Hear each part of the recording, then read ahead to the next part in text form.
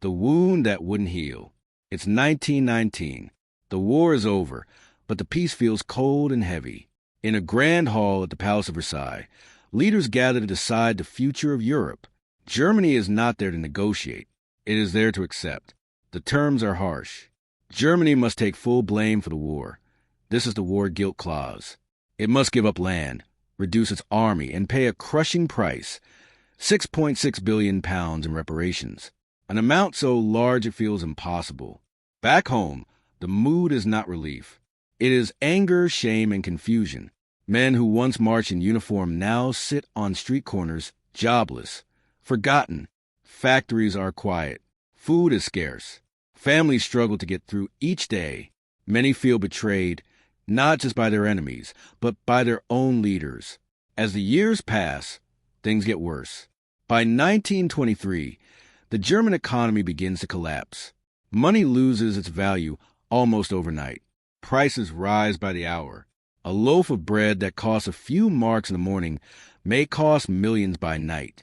For one family, a simple trip to the bakery becomes a race against time. A father pushes a wheelbarrow filled with cash down the street, hoping it will still be enough when he arrives.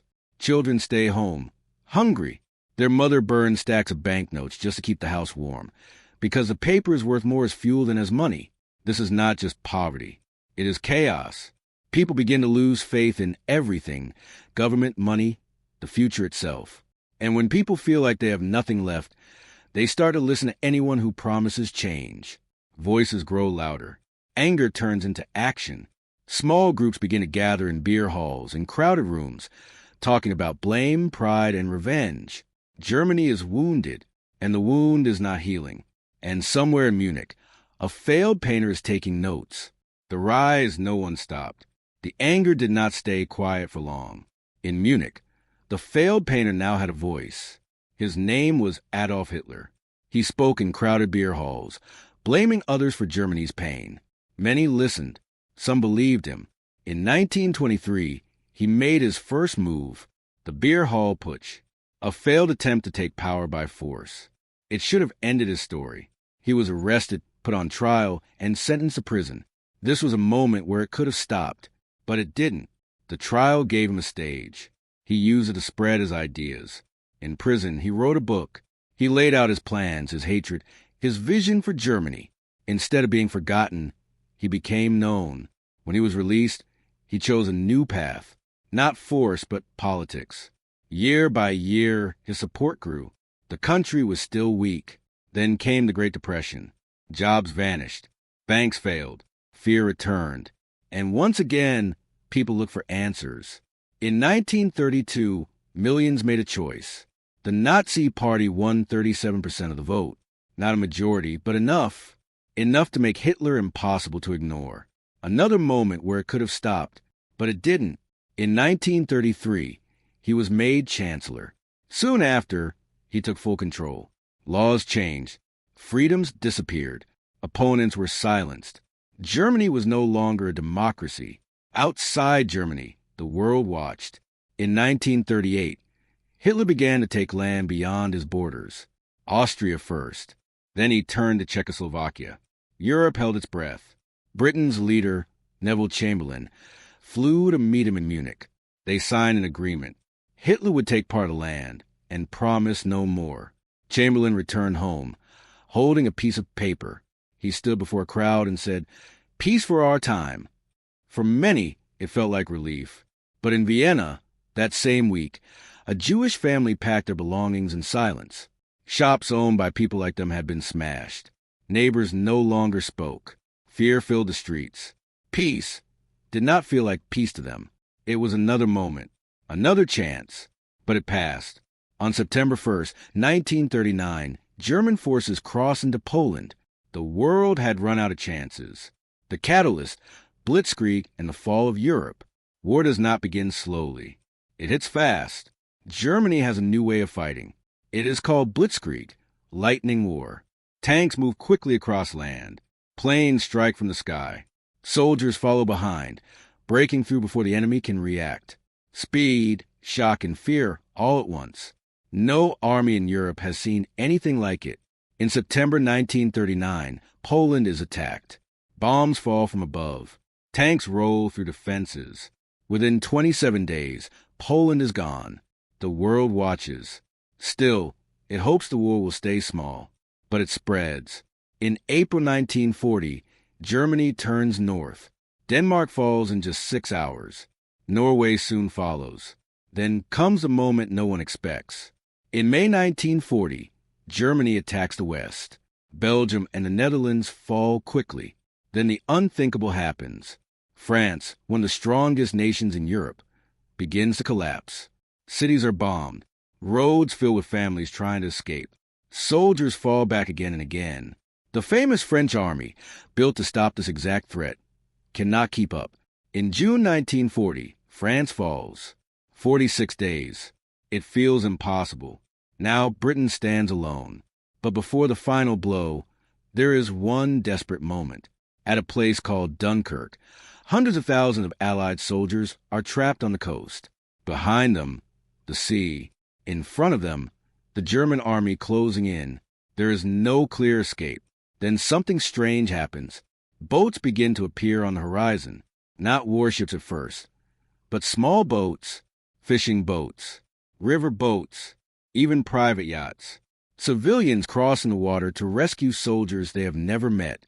One by one, they carry them back to safety.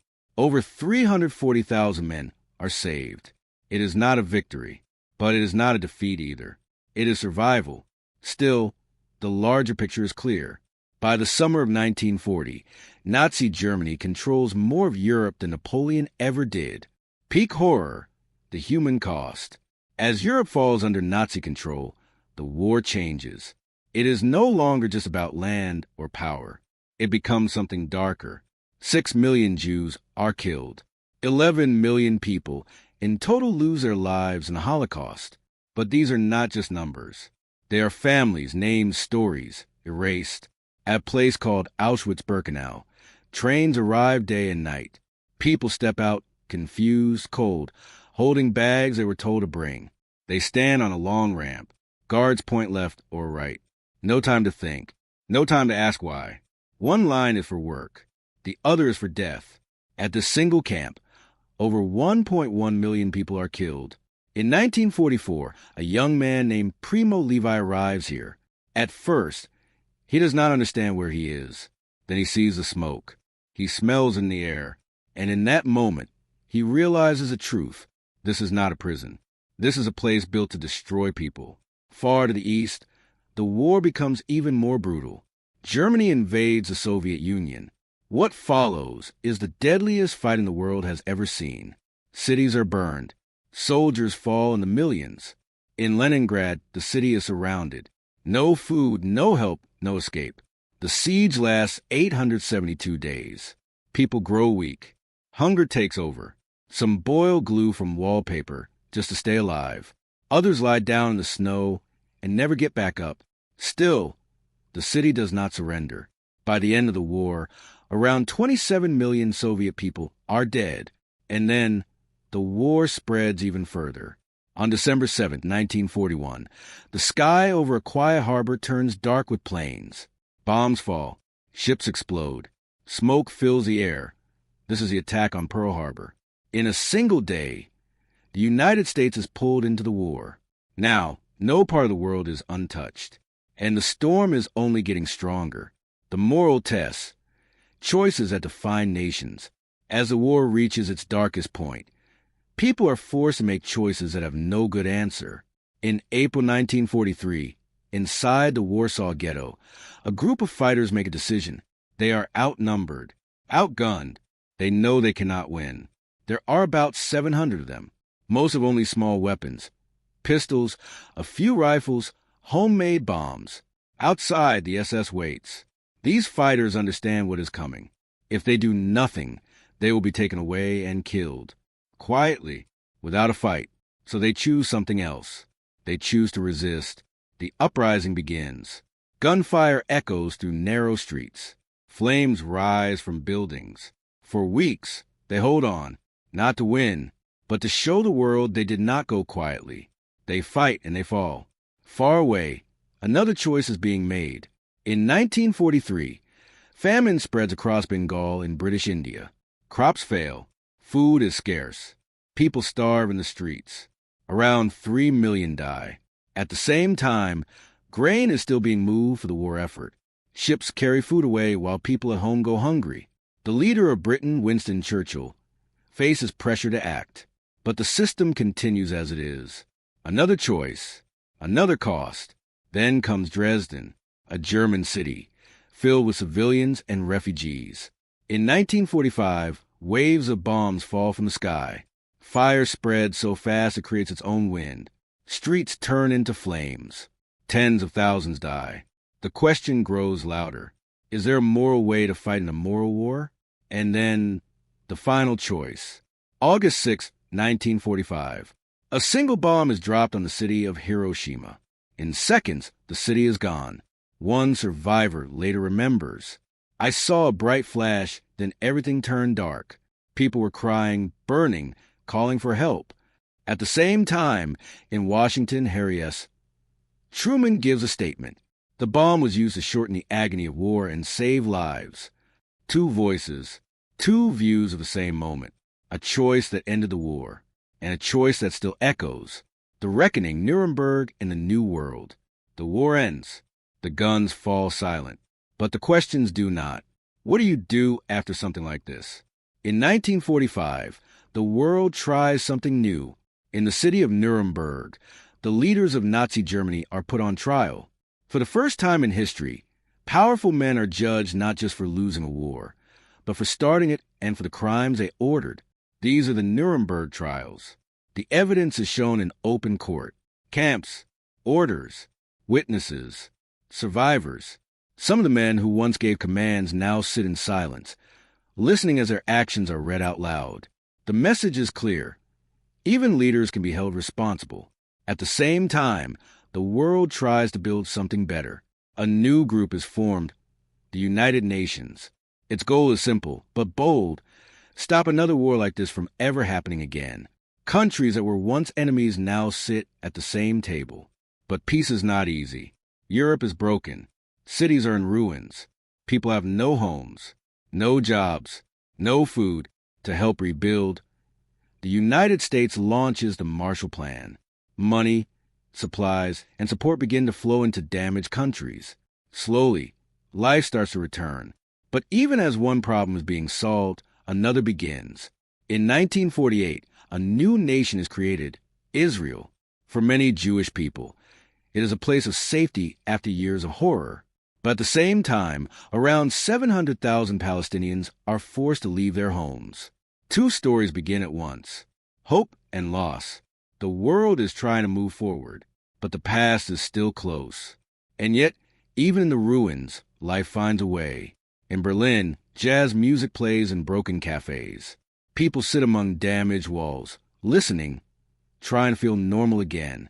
Letters travel between soldiers and the families who waited for them. Words filled with love, relief, and grief. And across Europe, small steps are taken toward unity. Countries begin to work together, not apart. These early efforts will one day grow into something bigger, the European Union. The world is rebuilding, but the ground beneath it is still warm.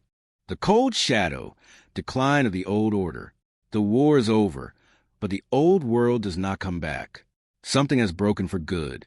The great empires of Europe begin to fade. The British Empire, once the largest the world had ever seen, starts to lose its grip. Colonies push for freedom. One by one, they break away.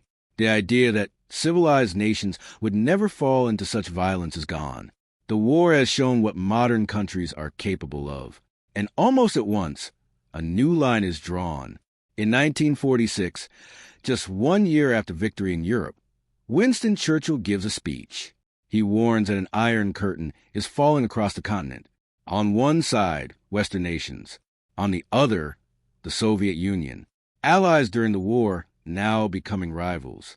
The tension grows fast. This is not open war. Not yet. It is something colder. Weapons are built, but not used. Plans are made, but not acted on.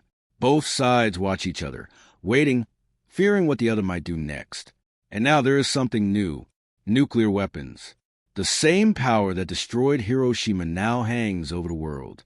Stronger bombs are built, more of them. Each side wants to be ready, ready for a war that could end everything. The world is no longer divided by old borders alone. It is divided by ideas. Capitalism, communism, freedom, control. Two superpowers rise from the ashes of World War II, each one shaped by the war, each one armed because of it, and between them a fragile peace. Then, in 1961, that divide becomes something you can see. In Berlin, a wall begins to rise. Concrete blocks, barbed wire, guard towers. Families wake up one morning to find their city split in two. Streets cut off, doors sealed, loved ones trapped on the other side. The Berlin Wall is not just a wall. It is a scar, cut through a city, cut through a continent, cut through a century. Conclusion plus CTA. Today, more than 80 years later, the war feels far away. The last veterans are almost gone. The voices that saw it with their own eyes are fading. But the marks are still here. In Normandy alone, there are over 70 war cemeteries, row after row of white stones, names, dates, ages, many of them just boys. In Poland, above the gate at Auschwitz, there's a message the world has held on to: never again. But the question remains, do we really mean it? Because after World War II, the world promised a change.